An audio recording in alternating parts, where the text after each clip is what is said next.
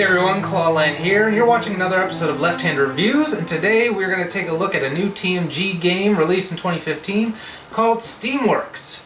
Steamworks was designed by Alex Churchill and plays in about 90 minutes to 2 hours, 2 to 4 players I believe, 2 to 5, I'm sorry. And in this tile placement game, you're going to be laying those tiles which are components of a machine, and you're going to be trying to create machines that will essentially generate you victory points. It's kind of like an economic engine building game. If you've ever played Suburbia, you're going to feel right at home. And as far as creating machines, if you've ever played Galaxy Trucker or Factory Unfun, then you will also feel right at home playing Steamworks. It's kind of a meld between those two types. So what I'm going to do is dive into the game. I'm going to show you the components that come with it, and show you how to play, and then give you my thoughts on Steamworks. Steamworks comes in your typical top-notch TMG box with a very nice smooth finish on it that you've come to love and expect. First thing you're going to see in here is the full color rulebook. It is done very, very well. Lots of examples, easy to learn. There's even kind of a quick summary sheet and some FAQs on the back, and a tile manifest. Now in the first edition of the game there was a misprint. One of these tiles is missing, which is kind of aggravating, but the version online has been updated to reflect that. Then you're going to see lots of tiles. So there's 3 different sources in the game, and sources are essentially your power source. So you have a Clockwork source, you have your electrical source, and you also have your steam source. So different components require different sources to run. Then you're also going to have the various tiles that come in 3 different ages: age 1, age 2, and age 3. They're getting progressively stronger and more exciting. You're going to have money. You have all the different workers for each player, and also each player has an automaton in there, kind of that big guy, or is it automaton? I don't really know. Here are your prestige points. These are what you're going to be trying to gather to win the game. You have clock tiles. Clock tiles are interesting because they serve a dual purpose of both points at the end of the game, but also a timing mechanism that is going to trigger the end of a round and eventually the end of the game. And then you also have the tiles of the different personalities in the game, so everybody gets to choose one of these, and they come with their own kind of special ability. You're going to have some source multipliers. This is in case you keep stacking up a bunch of sources. You can use these just so you have fewer tiles to worry about. You're going to have a very interesting looking game board here, if I can get it out. This is a bifold board. What this represents is several conveyor belts where those pieces of the machines are going to put, and they're going to move down the conveyor belt and be available for purchase. And there's also some places here to put your sources, some additional workers that you do not start the game with, and clock tiles down here in the bottom left. And then finally we have the player personality boards, depending on who you choose. Now I believe each side is, one side is identical between all of them, and the opposite side is going to be unique to that particular player. So if you're starting, maybe playing your first game, you might all want to play on the side where everything's identical, but once everybody kind of gets the gist of the game, you can do a draft type mechanic to pick your player and then use their special ability side. So these are kind of a heavy card stock. They are not cardboard, but they are very nice smooth finish, and they seem like they would stand up okay.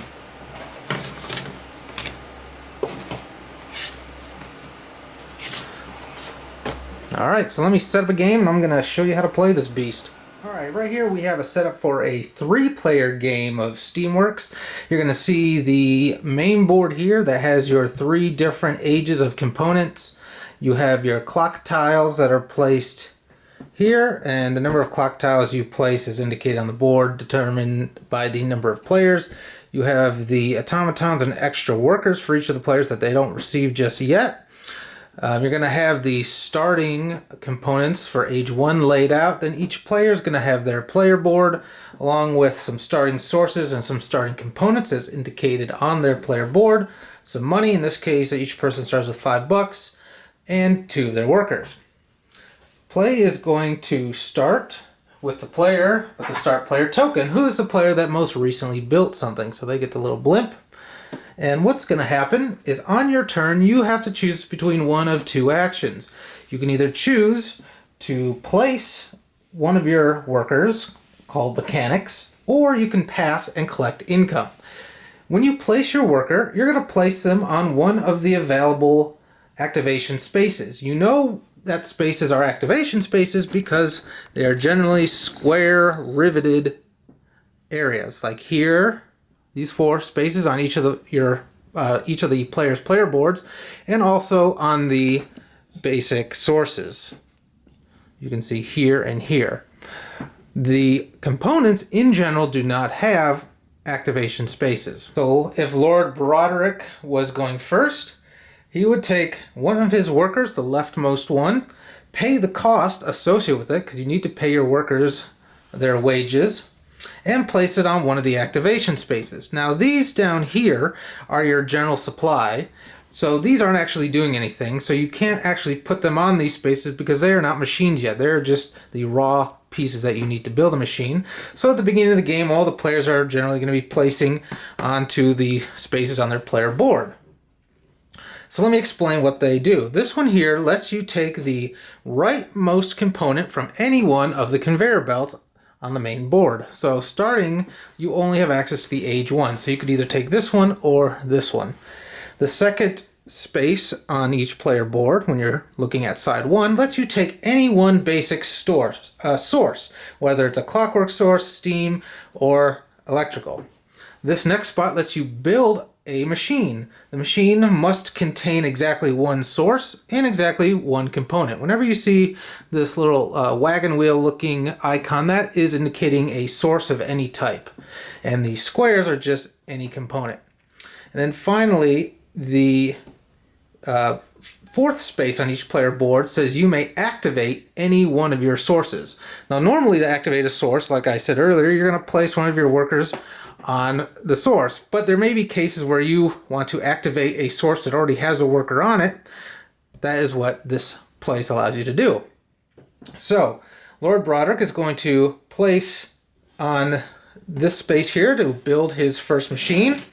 So what I'm going to do is take exactly one of my sources. So I will take my Clockwork source, and you can see the Clockwork source has cogs. The power from Clockwork is transmitted through these gears or cogs. So I'm going to place it down here, and I must place one component with that machine, and that component must be able to be powered by Clockwork. And you can see of my starting pieces, I have both the manufacturer and the upgrader, and I'm going to use the manufacturer. You can see on the manufacturer that it has cogs on it, but it also has pipes, which work for the steam source, and power lines, which work for the electrical source. So this particular component would work for any source, but in this case, I'm going to place it with my Clockwork source. And you'll notice when you place these together, the cogs are going to line up. So the cogs line up, so that is another indication that this component can be powered by this source. And that's the end of my turn because I've done what's indicated on that action space. Then it will be moved to the next player. And say Countess Eva decides that she is going to take one of the rightmost components. So let's look down on the components on the main board.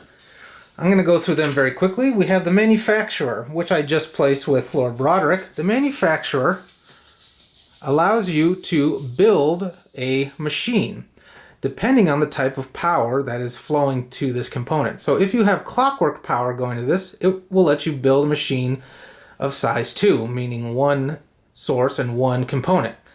If you power it with steam, it'll let you build a size 3 machine, a source and 2 components. And if you power with electricity, you can build a machine with one source and 3 components. And you must do that exactly. Your scroll rack is interesting because that allows you to take any component from the board as opposed to just the most right-hand one. But you'll notice the coin values on the top let you know how much you must pay depending on from which column you take a component from.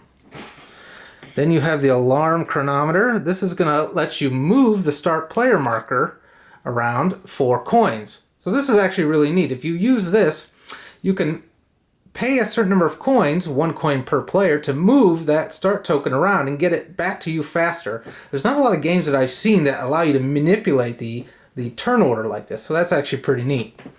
Then the monetizer, clearly, is just going to give you $3 when it is powered and activated. You have your librafier. This is the component that is missing from the first edition rulebook, but what this lets you do, depending on the type of power you send to it, lets you take a component from that corresponding age. You have your innovation turbine, which lets you grab the top face down component from an age of your choice, and if you pay 1 coin, you can draw 2, look at 1, and place the other on the bottom of the deck. Your upgrader is going to allow you to add components to existing machines. So normally you can't add on to them. Once they are placed on the board, they never ever change, with the few exceptions, including the upgrader, which will let you, say, if you power by Clockwork, add a component to a machine that is already made of 2 pieces. And then finally, we have the miscellanary. So what this is going to do is give you a choice between these 3 rows. You can take 2 coins and a Clockwork source, 2 coins and a steam, or 2 coins and an electrical source. Now that area circled in red or outlined in red is a benefit that the owner of this particular component gets when an opposing player activates it. And that just clues you into one of the main conflict portions of this game, is you are able to activate other players' machines. On your turn, when you decide to place a worker or place one of your mechanics to activate a machine, you can place it on any machine in the entire game board, not just your own. The only things that are off limits to other players is the area on your player board itself. So, what's interesting is you can activate other players' machines. Again, another reason why you want this here, to activate a source that maybe another player's already used of yours.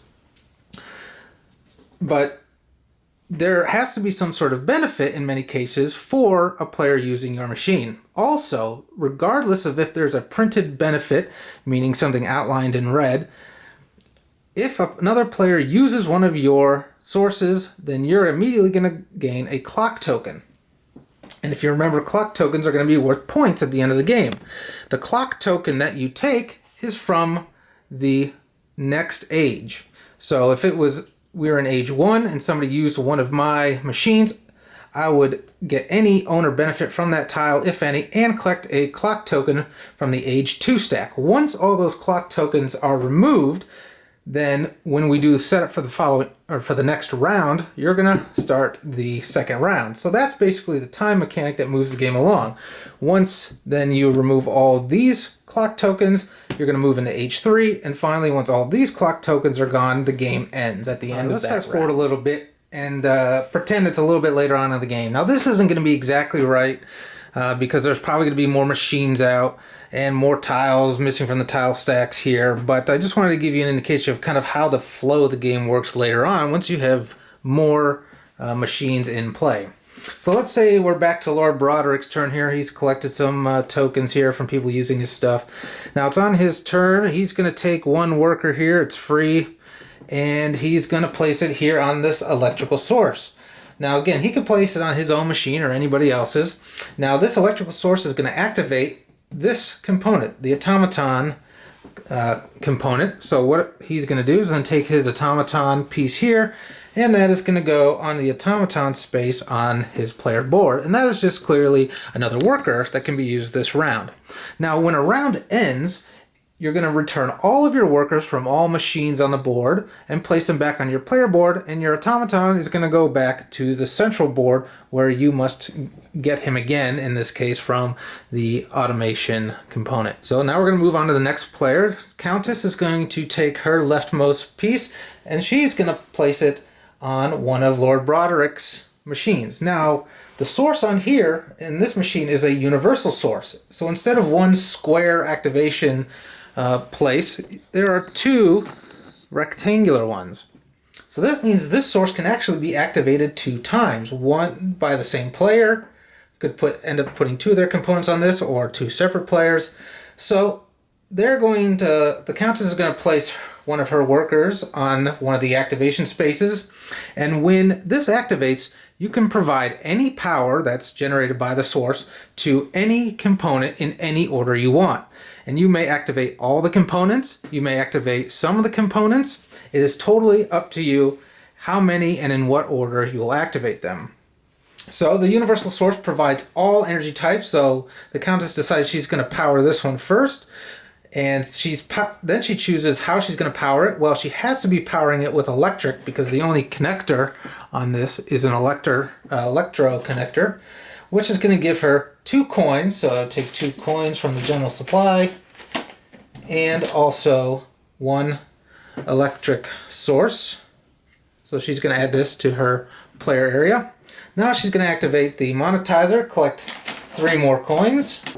And then finally, she's decided to generate the patriotic haiku generator and pay either 1 coin for 1 point or 3 coins for 2 points. So she's going to pay 3 coins and then take 2 prestige points from the prestige point pool. So you can see why the order of activation was important there, because she may not have had the money to begin with in order to purchase the points that she wanted. And that's the end of her turn. Then we move on to Sir Tobias. He hasn't been getting much going on here. He must have been sleeping on his turns. But he's going to place as well. Now, what I forgot is since Lord Broderick's component was activated, or machine was activated by another player, he's actually going to collect a clock token. Since we're approaching the end of the game, he's going to take a clock token from the final stack, add it to his supply of clock tokens. Then, so back to Sir Tobias, what he's going to do is go up here and activate this monster up here.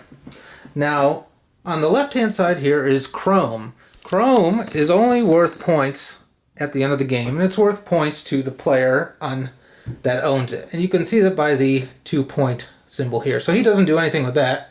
He's now going to choose to power this. Since this is an electrical source, this will give him 2 electrical sources of his own. Going to put them down in his player area. Next, he's going to power the miscellany, which gives him 2 coins, and another electrical source. So we're going to put that on his player board.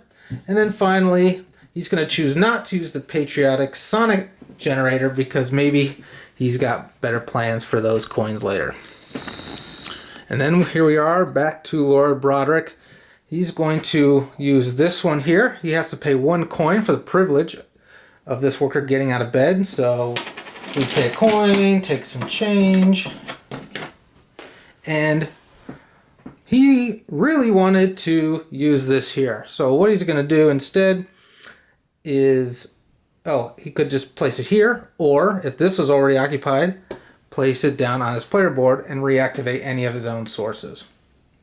So play is just going to continue going around and around until the round ends, when all players have used up their workers. And then once all clock tokens have been used up, the game will end. So if you choose to pass, because maybe you can't afford to place a worker, you're going to take that leftmost worker, place it just down here on your player board, and you're going to collect the money that is below that worker. And that then may allow you, when it comes back to your turn, to have the money to actually use this worker.